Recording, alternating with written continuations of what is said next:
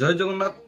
ମୁଁ ଅଞ୍ଜନ Das ରିଧି internet YouTube ଚ୍ୟାନେଲକୁ ଆପଣମାନଙ୍କୁ ସ୍ୱାଗତ ଜଣାଉଛି। ଆଜି ନୂଆ ଗୋଟେ ଭିଡ଼ିଓ ନେଇ ଆସି ପହଞ୍ଚିଯାଇଛି। ଯେଉଁ ଭିଡ଼ିଓରେ ମୁଁ ଆପଣଙ୍କ ସୁଭଦ୍ରା ଯୋଜନା ବିଷୟରେ କିଛି କହିବି। ଚାଲନ୍ତୁ ଭିଡ଼ିଓଟିକୁ ଶେଷ ପର୍ଯ୍ୟନ୍ତ ଦେଖନ୍ତୁ। ଭିଡ଼ିଓଟି ଭଲ ଲାଗିଲେ ଚ୍ୟାନେଲକୁ ଲାଇକ୍, କମେଣ୍ଟ, ସେୟାର, ସବସ୍କ୍ରାଇବ କରନ୍ତୁ। ଚାଲନ୍ତୁ ଭିଡ଼ିଓଟି ଆରମ୍ଭ କରିବା। ସୁଭଦ୍ରା ଯୋଜନାର ନେକ୍ସଟ ଯେଉଁ ଇନଷ୍ଟଲମେଣ୍ଟର ଡେଟ୍ ରିଲିଜ ହେଇସାରିଛି। ଶ୍ରୀମତୀ ପ୍ରଭାତୀ ପଇଡ଼ିଆ ମ୍ୟାଡାମ ଆସିକି ଆଜି ନ୍ୟୁଜରେ କହିଛନ୍ତି ଯେ ଅଗଷ୍ଟ 9 ତାରିଖରେ ସୁଭଦ୍ରା ପଇସା ଆପଣଙ୍କ ଆକାଉଣ୍ଟକୁ ଡିବିଟି ମାଧ୍ୟମରେ ପଠାଯିବ। ଜୟପୁର କୋରାପୁଟ ଜୟପୁରରୁ ଏହି ବେନିଫିଟ ଏଥରକା ଟ୍ରାନ୍ସଫର କରାଯାଉଛି। ଆପଣମାନେ ଜାଣି ରଖନ୍ତୁ କିଛି ଗୁରୁତ୍ୱପୂର୍ଣ୍ଣ କଥା। ଟୋଟାଲ ଆମର 93,000 ଫାଷ୍ଟ ତ ବାଦ ଯିବେ ଏଥିରୁ। ସୁଭଦ୍ରା ଯୋଉମାନେ ପାଉଥିଲେ 93,000 ବାଦ ଯିବେ। କଣ ପାଇଁ ବାଦ ଯିବେ? ଏମାନଙ୍କର 60 ବର୍ଷରୁ ଅଧିକ ହେଇସାରିଛି। ଯୋଉ 93,000 ଏଇ କିସ୍ତିରେ ବାଦ ଯିବେ ସେମାନଙ୍କର 60 ବର୍ଷରୁ ଅଧିକ ବୟସ ହେଇସାରିଛି। ସେମାନଙ୍କୁ ଡାଇରେକ୍ଟ ଏସଏସପିଡି କେ ଟ୍ରାନ୍ସଫର କରାଯିବ। ଏସଏସପିଡି ମାନେ ଭତ୍ତା ଫର୍ମକୁ ଭତ୍ତା ପାଇଁ ତାଙ୍କୁ ଟ୍ରାନ୍ସଫର କରାଯିବ। ସେମାନେ ଡାଇରେକ୍ଟ ଭତ୍ତା ପାଇଁ ଆପ୍ଲାଏ ତାଙ୍କୁ କିଛି କରିବା ପାଇଁ ପଡିବ ନାହିଁ। ଅନଲାଇନରେ ଡାଇରେକ୍ଟ ଭତ୍ତା ପାଇଁ ସେମାନେ ଏଲିଜିବଲ ହେଇପାରିବେ। ଠିକ ଅଛି। ଆଉ 2 ଲକ୍ଷକୁ ରିଜେକ୍ସନ କରାଯାଇଛି। 2 ଲକ୍ଷକୁ ରିଜେକ୍ସନ କରାଯାଇଛି କଣ ପାଇଁ? ଯେଉଁମାନେ ଫାଷ୍ଟ କିସ୍ତି ପାଇଥିଲେ କିମ୍ବା ସେକେଣ୍ଡ କିସ୍ତି ପାଇଥିଲେ ସେମାନେ ଫାଷ୍ଟ କିସ୍ତି ପାଇଲା ପରେ ଗାଡି କିଣି ନେଇଛନ୍ତି କିମ୍ବା ଆଇଟି ରିଟର୍ନ ଫାଇଲ କରିଦେଇଛନ୍ତି କିମ୍ବା ତାଙ୍କର ଭେରିଫିକେସନ ବେଳେ 5 ଏକରରୁ ଅଧିକ ଜମି ବାହାରିଛି, ସେଥିପାଇଁ ତାଙ୍କର 2 ଲକ୍ଷ ରିଜେକ୍ସନ ଅଛି। ଆଉ ଗୋଟେ ଖୁସି ଖବର କଣ ଅଛି ଏଥିରେ? ଯୋଉମାନଙ୍କର 21 ବର୍ଷ ହେଇଯାଇଥିଲା ସେମାନେ ଫର୍ମ ଆବେଦନ କରିପାରୁନଥିଲେ। ଆଜିର ନ୍ୟୁଜରେ ରିଲିଜ ହେଇଛି କି ଯୋଉମାନଙ୍କର 21 ବର୍ଷ ହେଇସାରିଛି ସେମାନେ ଫର୍ମଟିକୁ ଆବେଦନ କରିପାରିବେ। ଯୋଉମାନଙ୍କର 21 ବର୍ଷ ହେଇଯାଇଥିଲା ସେମାନେ ଫର୍ମ ଆବେଦନ କରିପାରୁନଥିଲେ, ଯାଇକି ସିଏସସି ସେଣ୍ଟରରୁ ବାରମ୍ବାର ଘୁରୁଥିଲେ। ଏବେ 9 ତାରିଖ ପରେ ସୁଭଦ୍ରା କିସ୍ତି ଅଗଷ୍ଟ 9 ତାରିଖ ମିଳି ସାରିଲା ପରେ ଆକ୍ଚୁଆଲ ଡେଟ୍ ତ ଏତେ ପର୍ଯ୍ୟନ୍ତ ମିଳିନାହିଁ କିମ୍ବା ନ୍ୟୁଜରେ ବି ଦେଇନାହିଁ। ତଥାପି ଯାହା ଜଣାଯାଉଛି 9 ତାରିଖ ପରେ ପୁଣି ନୂଆ ଆବେଦନ ହେଇପାରିବ।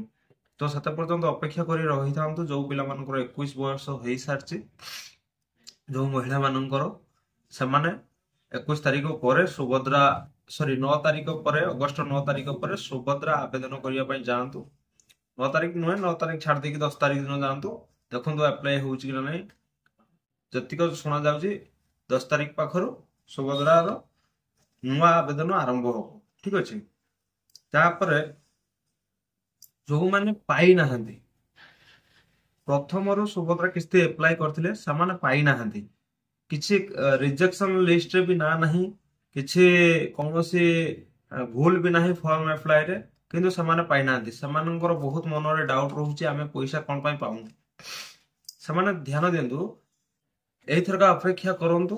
ସେମାନଙ୍କର ଯାହାର କିଛି ବି ପ୍ରୋବ୍ଲେମ ନାହିଁ, ତାଙ୍କ ଫ୍ୟାମିଲିରେ କାର ନାହିଁ, ଇନକମ ଟ୍ୟାକ୍ସ ଫାଇଲ କରିନାହାନ୍ତି କିମ୍ବା 5 ଏକର ଜମି ଅଧିକା ନାହିଁ, କିଛି ରିଜନରେ ରିଜେକ୍ଟ ହେଇନାହିଁ, ସେମାନେ ଏଥରକ ଥାର୍ଡ କିସ୍ତି, ଫାଷ୍ଟ ସେକେଣ୍ଡ ଥାର୍ଡ କିସ୍ତି ତିନୋଟି ଯାକ କିସ୍ତି ଏକାଥରେ ପାଇବେ।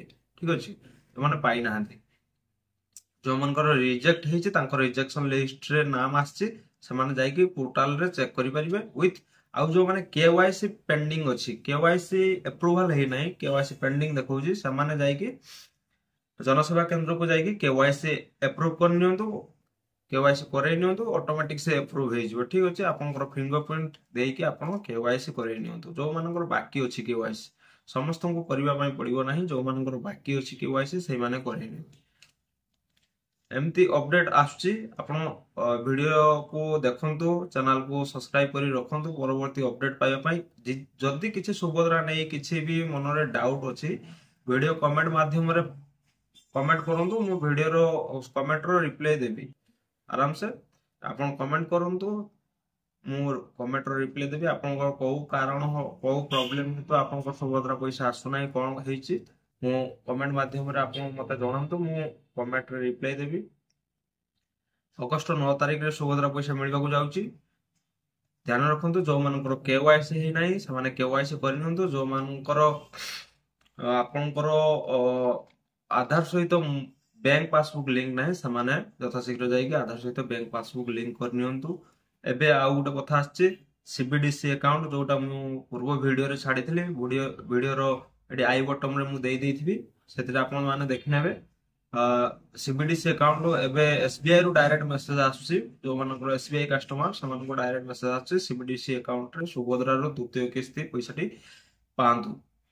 ତ ମୁଁ ପୁଣି ଥର କହି ରଖୁଛି CBDC ଯୋଉମାନେ ୟୁଜ୍ କରା ଶିଖିଛନ୍ତି ସେଇମାନେ କରନ୍ତୁ CBDC ଆକାଉଣ୍ଟ, ନଚେତ କରନ୍ତୁ ନାହିଁ, ପ୍ରୋବ୍ଲେମରେ ପଡ଼ିବେ, ନିଜେ ଟ୍ରାନ୍ସଫର କରିପାରୁନଥିବେ ପଇସାଟିକୁ ନିଜ ଆକାଉଣ୍ଟକୁ ଟ୍ରାନ୍ସଫର କରିପାରିବେ ନାହିଁ, ହଇରାଣରେ ପୁଣି ପଡ଼ିବେ। ତ ଭିଡିଓ ଦେଖିଥିବାରୁ ଧନ୍ୟବାଦ। ଚ୍ୟାନେଲକୁ ସବସ୍କ୍ରାଇବ କରି ରଖନ୍ତୁ, ସାଙ୍ଗମାନଙ୍କ ସହିତ ସେୟାର କରନ୍ତୁ, ଲାଇକ୍ ବଟନକୁ ପ୍ରେସ୍ କରନ୍ତୁ। ରହୁଛି, ଧନ୍ୟବାଦ। ଦେଖା ହବା ପୁଣି ଆଉ ଗୋଟେ ଭିଡିଓରେ।